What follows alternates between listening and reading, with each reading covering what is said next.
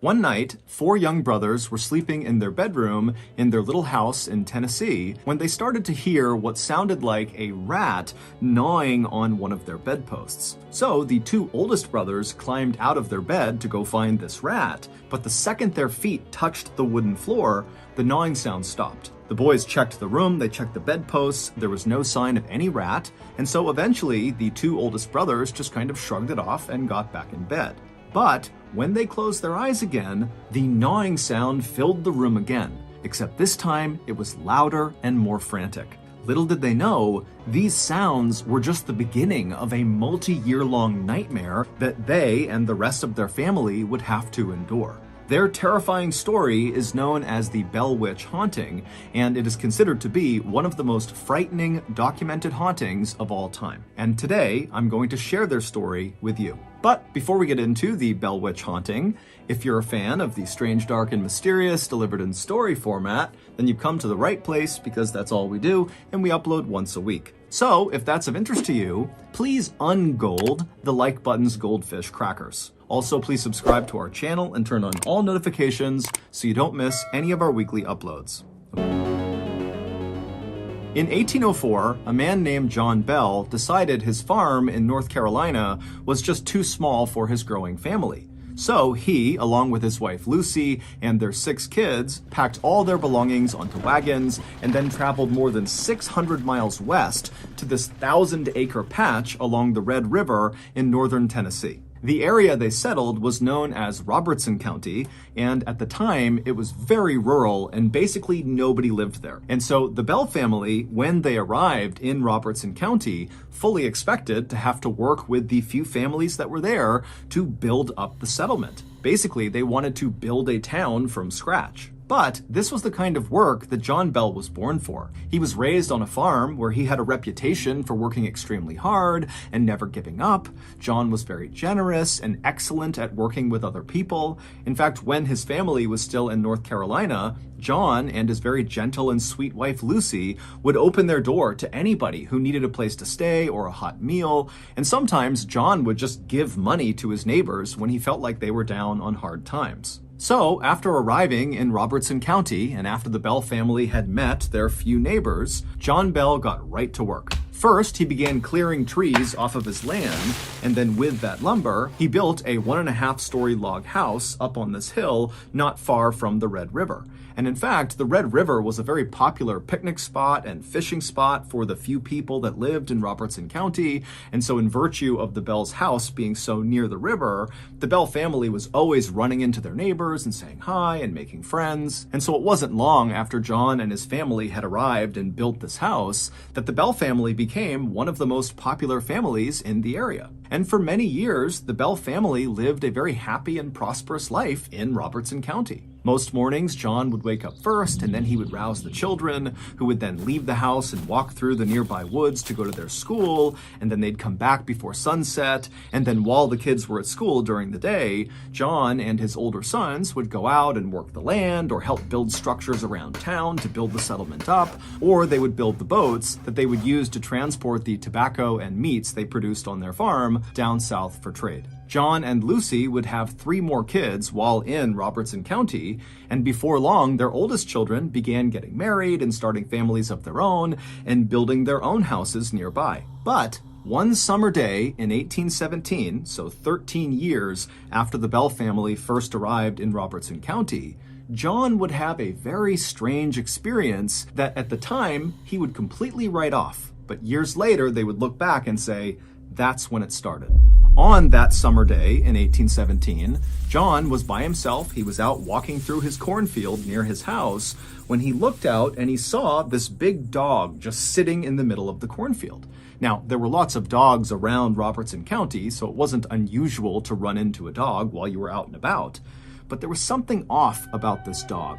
It almost looked misshapen, like its bones had broken many times over and reset at awkward angles. And this dog just looked way too big to be a dog. It almost looked more like a big wolf. And this dog was staring at John in a very human way, not breaking eye contact, staring right at John. Now, John was not someone who easily spooked, But standing in this cornfield, staring at this dog who was staring right back at him, John couldn't help but feel totally unsettled and a little bit panicked. And so John, who had his rifle with him, raised it and fired in the direction of this dog. And when he did, the dog took off running. And so John, he watched as this dog galloped away from him and disappeared into the tree line of the forest far away. And once the dog was totally out of view, John marched forward to the spot in the cornfield where this dog had been sitting. And when he got there, he was expecting to see the corn kind of pressed down from where this big animal had been sitting, but it wasn't. There was no sign that any big creature had been sitting right there.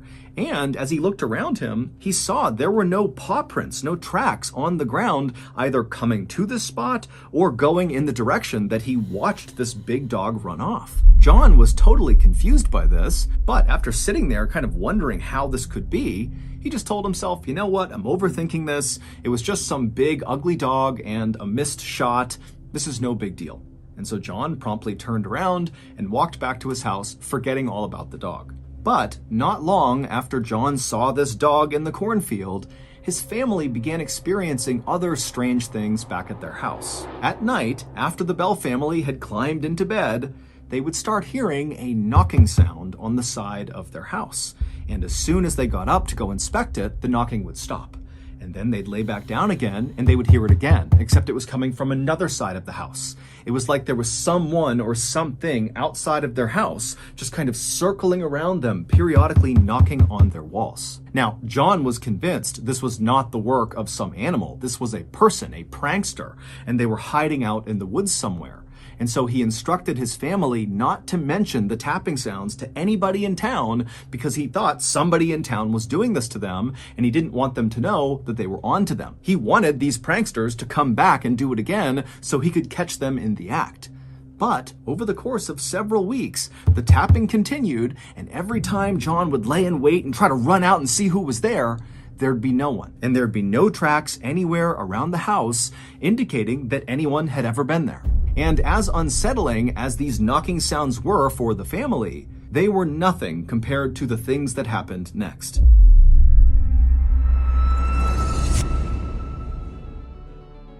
My pet frog, Seagull Lung, is a huge fan of the strange, dark, and mysterious delivered in story format, and so for his birthday, which was last week, he asked me if I would take him on a special camping trip where all we did was sat around the fire and I just told crazy stories. And so of course I said, "Sure, Lung, I can do that for you." And then, on his big day, Lungy came bounding down the stairs, all excited for his big camping trip. And I stopped him and I said, "Hold on a minute, Lung. Forget the camping trip. I got something even better for your birthday." And then, from behind my back, I presented a gift fit for the gods. Homemade fermented Norwegian lemming liver cakes with a side of koala stew.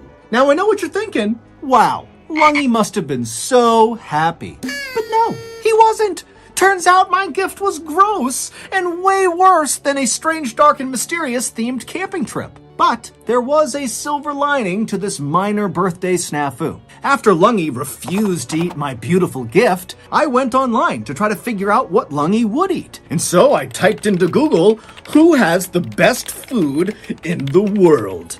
And 2 words popped up that changed my life. Hello Fresh. With HelloFresh, America's #1 meal kit, you can skip the grocery store and take control of your time and budget with delicious food delivered right to your door. With over 35 weekly recipes, they have the options you're looking for to help you achieve your New Year goals. Choose Calorie Smart or Carb Smart recipes, or even customize select meals by swapping proteins or sides, or upgrading your proteins, or adding a protein to a veggie dish. And with HelloFresh, you always get top quality. Their ingredients come from the farm to you in 7 days, so you literally are eating fresh. HelloFresh. So, if you're like me and you keep gifting your loved ones terrible exotic food dishes for their birthday, then you need to sign up for HelloFresh today. To do that, go to HelloFresh.com and use code MrBallen21 for 21 free meals and free shipping. Again, go to HelloFresh.com and use code MrBallen21 for 21 free meals and free shipping. Okay, back to the story.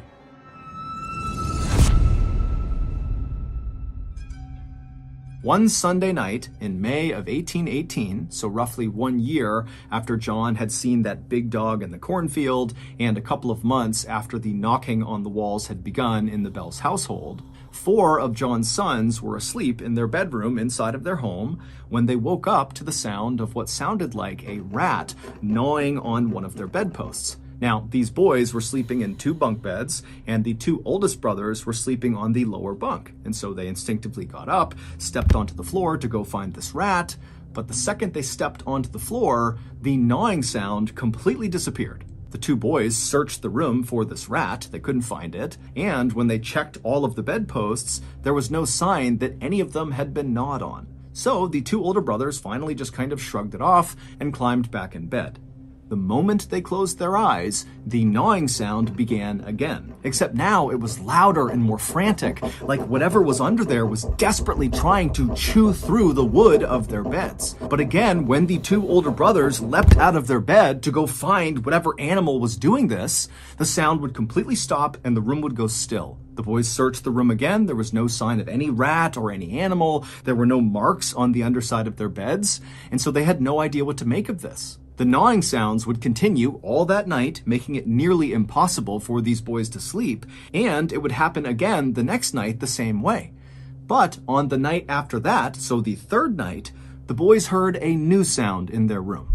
As they're laying in their beds, exhausted from barely sleeping the last 2 nights, they began hearing what sounded like someone gasping for air underneath their beds. Like they were being choked, they were gulping and smacking their lips and clawing at the underside of the beds. The 2 oldest boys were terrified, but eventually worked up the courage and leapt from their bed to confront whatever was underneath them. But again, as soon as their feet hit the floor, the sounds completely stopped and the room went still.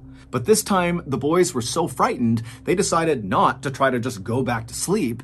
Instead, they woke up the rest of their family, and the Bell family searched the entire house, top to bottom, looking for any indication of what could have been making those sounds. But there was nothing in their house. There was no marks from some animal or rat. I mean, there was no indication that anything was other than normal. Now, to this point, the Bell family had not told anybody in town about either the knocking sounds on the walls, or the rat gnawing sounds, or now the gulping for air sounds. And a part of that was because John had told the family, don't tell anyone because we're going to catch whoever's doing this. But another part of it was the family knew as soon as they brought this stuff up, they could be the target of ridicule because people wouldn't believe them. But after this night, with the gulping and gasping sounds, the Bell kids really could not sleep anymore. They were just up all night, terrified. And so finally, John went to one of his neighbors who he was very close with and confided in him that something weird was happening inside of his house. Now, John was not the kind of person who made things up. He was very straightforward, very honest. He didn't even tell jokes. And so this neighbor, as he's listening to this unbelievable story, just takes John at face value and says, you know what? I'll stay the night in your house and I'll see if I can hear all these strange sounds. That night, the neighbor would stay with John Bell and his family in the Bell household.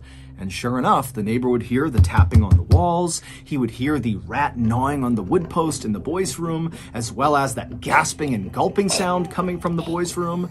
And this neighbor was so terrified that he did not last the night in John's house. He left in the middle of the night to go back to his house. After this, word spread quickly around Robertson County about what was happening at the Bell household, and the way the townspeople reacted was very supportive. I mean, the Bell family had been instrumental in building up the settlement, and John and his wife Lucy were so kind and generous, and so the townspeople decided that they were going to find a way to rally around the Bell family and try to help them. So other people in town began volunteering to spend the night inside of the Bell household with the Bell family. One, because they wanted the Bell family to feel some security, having some more people around them. And 2, these people were thinking that maybe just their presence inside of the Bell household would scare off whoever or whatever was tormenting the Bells. But no matter who stayed inside of the Bell household, the noises persisted every single night. Townspeople came up with all sorts of explanations for what was happening to the Bell family, ranging from, John's youngest daughter must be behind this because she wants attention, or other people said maybe there's a family or an individual that hates the Bell family and they're targeting them and they're behind this. There was even a theory that someone in town had learned ventriloquism, which is a kind of performance where the ventriloquist throws their voice so it sounds like it's coming from somewhere else, not from their body. And so the idea was this ventriloquist was just a prankster and they were screwing with the Bell family. But the townspeople searched the Bell's house with the Bell family over and over again, and they never found any sign of what could be making these noises. The people in town even went so far as to have people watch each member of the Bell family as they slept at night to make sure none of them were responsible for these sounds. And sure enough, as the Bell family was being closely monitored, the noises would start, and it was very clearly not coming from anyone in the Bell family. As the months went on, and the Bell family was forced to endure whatever was going on inside of their home, the people in town started to notice something odd about John Bell. Normally, John was a very engaged person, that when he spoke to you, he was locked onto you and really paying attention. But at some point, after these mysterious things began happening at his house, John would be talking to someone, and then suddenly his eyes would kind of gloss over and his jaw would go slack, and it would look like he was staring off into the distance. And then his face would start to twitch. And at first, these twitches were fairly minor and were centered just around his eyes. But over time, these twitches became much more dramatic, to the point where his jaw would start to kind of quiver up and down and his eyes would begin blinking out of sync. And then when the twitching finally stopped, John, without saying a word to the person he had just been talking to, would just wander back to his house. He'd go up to his bedroom and he would sit on his bed for hours and hours and hours, just staring at the wall, not eating, not drinking, not saying anything. The Bell family felt like they were hostages in their own home. They had no idea what was causing these things to happen or why they were happening, and they were all filled with this constant sense of dread. As for the townspeople, most of them had come to believe that whatever was happening to the Bell family was likely caused by their neighbor, Kate Batts. Kate was known to be very eccentric and kind of unpleasant, and she was known to be fairly unlucky because her husband had become disabled and her 3 kids had all died young. Kate also had this strange habit of using really big, complex words in her conversations, but she misused the words, and so everything she said kind of sounded off. Townspeople would talk about Kate Batts' witch, and they started referring to whatever was causing these strange phenomenon at the Bell household as just Kate. However, when Kate found out about this, she was totally offended and said she had nothing to do with whatever was happening to the Bells. By September of 1820, the terrifying happenings at the Bell household had been going on for 3 years, and somehow the Bell family had just learned to live with it. However, John Bell was not doing good. It was like the longer these strange things were happening, the more and more John seemed to become a shell of his former self. His sudden dazes and twitching fits began to happen more and more frequently, and the time he would spend afterwards sitting in his bedroom staring at the wall in silence would go on longer and longer and longer. In private, John would tell his wife, Lucy, that he believed someone or something was torturing him to death. And then one day, as John was getting sicker and sicker, one of his daughters, Esther, left the house to go gather up some eggs in the hen house, which was across the lane from where the Bell house was. And so she left the house, she crossed over the road, she began walking up towards this hen house, and as she was walking, she heard what sounded like someone moving behind her. And so she turned around and she saw there was this woman dressed all in black with her head down, walking slowly down the road she had just walked on towards her house. So she's basically walking exactly where Esther had just come from, but Esther had not seen her until just now. So she wasn't really sure how this woman had arrived on the road, but Esther wasn't worried. She looked at this woman, she didn't recognize her, but just assumed she was somebody from town, and that was it. And so Esther turned away from this woman and walked the rest of the way up to the hen house. She went inside, she got the eggs in her basket, and then when she came back outside again and she was back on that road, now facing in the direction direction of her house, she saw this woman in black with her head down was still trudging along slowly, now much closer to the Bell household. And so Esther, she began walking down the road, looking at this woman, trying to figure out who she was. And as she got closer and closer, she realized she recognized her as somebody from the village. This was a neighbor of hers. And so Esther yelled out a friendly hello. But this woman in black with her head down didn't turn around. She didn't react. She just kept on slowly walking down the lane towards the Bell house. And so Esther began walking a little bit faster, getting closer and closer to this woman. And she yelled out a few more times, "Hey, hello, how are you?" But each time, this woman in black just appeared not to hear Esther.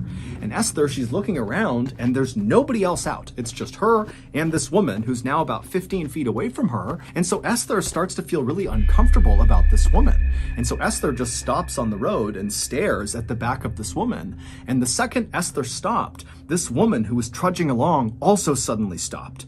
And then she reached up with her hands, her back is still to Esther, and she took her bonnet off of her head. A bonnet is a type of hat. And then she dropped the bonnet on the ground, and right away this woman's black matted hair kind of tumbled down over her back. And then this woman, without moving, began reaching up and stroking her hair, running her fingers through her hair as if she was trying to comb it out. And so Esther is watching this, kind of wondering what's going on here. And so Esther began walking slowly closer and closer to this woman to make sure she was okay. But with each step that Esther took towards this woman began running her hands faster and faster through her hair until it almost looked impossible. She was moving so fast. And then Esther realized with horror that she wasn't just combing her hair. This woman was grabbing clumps of her hair and pulling them out of her head. In fact, Esther could literally hear the hair being ripped from this woman's scalp. And so before long, there was hair all over the ground around this woman. And so Esther at this point is terrified. She thinks there's something wrong with this woman. And so she runs around this woman without looking at her, charges into her house, which is right in front of this lady. She goes inside, she locks the door behind her. And then Esther calls out for one of her sisters who was home and said, "Come here, come here." And the two of them went to the front window and they look out onto the road and they see the woman. She's still there in the same spot, ripping her hair out. But Esther makes eye contact with this woman. And the second that happens, the woman freezes. Her hands are still in her hair and she's looking directly up at Esther. And Esther and her sister, they're kind of taken aback by the way this woman is looking at them. And then this woman slowly brings her hands down and she's staring up at Esther the whole time. And then she turns suddenly and walks around the side of the property out of view of Esther and her sister. And so Esther and her sister, they shriek, they leave the front window and they run over to the side window where this woman was heading. And they saw this woman climbing up and over their fence, getting into their side property. And behind her were now 3 children who they had not seen before, just marching right behind this woman in black. And so this woman and these 3 children, in plain sight of Esther and her sister, they walk into this grove of trees on the Bell property. And so Esther and her sister, they're just staring. They have no idea what's happening. And then one by one, the woman first, then each of the children climbed their own trees. And then once all 4 of them were up in these trees, they turned around so they were all looking directly at Esther and her sister. And then they all began swaying with their bodies in the trees, getting these trees to bend and wave hard left and right. And so Esther and her sister are horrified. And as they're staring, Esther's husband just happens to come through the front door. And so Esther yells for him to come over here and look out the window. Look what they're doing out there. And so Esther's husband, he runs over to the window and he looks out, but he can't see the woman or the 3 kids. He can only see trees swaying unnaturally left and right. And so Esther and her sister, they realize he's not seeing what we're seeing, what's happening. And before long, they're screaming. The husband's trying to figure out what's going on. And finally, the trio just ran from the window, went out the back door, and ran around to the side yard to go confront this woman and these children. But when they got out to the grove of trees, the woman, the kids, they were gone, and there was no tracks anywhere on the ground to indicate that anybody had been there recently. Not long after this incident, sometime in October of 1820, John Bell and one of his sons were out for a walk on their farm. And as they walked, suddenly John stopped and threw his hands up to his face as if he was protecting himself from someone trying to hit him. And then all of a sudden, John's face just went totally slack and his body began to contort into these horrible, grotesque angles muscles, and his back began to arch so far it looked like his back would break. And so John's son, he's watching this happen. He has no idea what to do, and so he just runs over and grabs his dad and tries to pull him upright. And as he does this horrifying shriek fills the air. John's son has no idea where it's coming from, but it's so loud it stops him in his tracks. And then as fast as all of this had happened, it all stopped. John was back to normal, laying on the ground, coming to, and the shrieking was gone. It was silent on their farm. And so John's son turns to his dad, and he sees John is crying on the ground. And he says to his son, "I don't have much time left." John's son would help him up, and then the two of them silently just walked back to the house, and John went straight to bed. A few weeks later, on the morning of December 19th, 1820, John didn't come down for breakfast, and so his family went up to his bedroom to make sure he was okay. But when they found him, he was still laying in bed, he was breathing, but no matter what they did, they couldn't wake him up. And so one of John's sons ran to the medicine cabinet inside of their house, but when he opened it up, all the medicine was gone, and in their place was this strange glass vial that contained a smoky, dark liquid that the son had never seen before and no one in the family had seen before. And so the family immediately called for a doctor to come to their house, both for John and also to see what this liquid was. And so the doctor showed up. He didn't really know what to do for John. It didn't make sense that he just was not waking up. And then the doctor checked on this liquid and he said, "You need to test this on some farm animals to make sure we know what it does." And so the family went out and found a stray cat, and they force-fed it some of this liquid, and within minutes, the cat had died. The Bell family swore they had not put that vial in the medicine cabinet. They had no idea what it was or how it got there. As for John, he would not wake up that day, and in fact, the following morning, when he was still in bed, he died.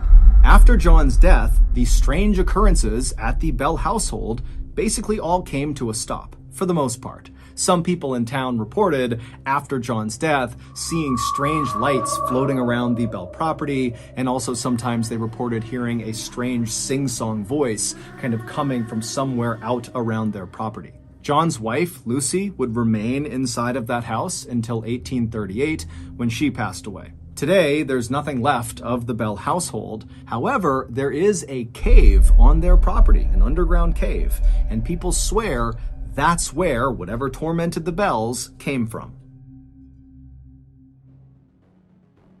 So that's going to do it. If you got something out of today's episode and you haven't done this already, please ungold the like button's goldfish crackers. Also, please subscribe to our channel and turn on all notifications so you don't miss any of our weekly uploads. We have a podcast called the Mr.Ballen Podcast that puts out brand new podcast exclusive stories on Monday mornings, and on Thursday mornings, we put up the remastered audio of our best YouTube videos. Again, it's just called the Mr. Ballen Podcast, and it's available exclusively on Amazon Music. Consider donating to our charity. It's called the Mr. Ballen Foundation, and it provides support to victims of violent crime as well as their families. Monthly donors to the Mr. Ballen Foundation Honor Them Society will receive free gifts and exclusive invites to special live events. Go to mrballen.foundation and click on Get Involved to join the Honor Them Society today. We have 2 additional YouTube channels, Mr. Ballen Shorts and Mr. Ballen en Espanol.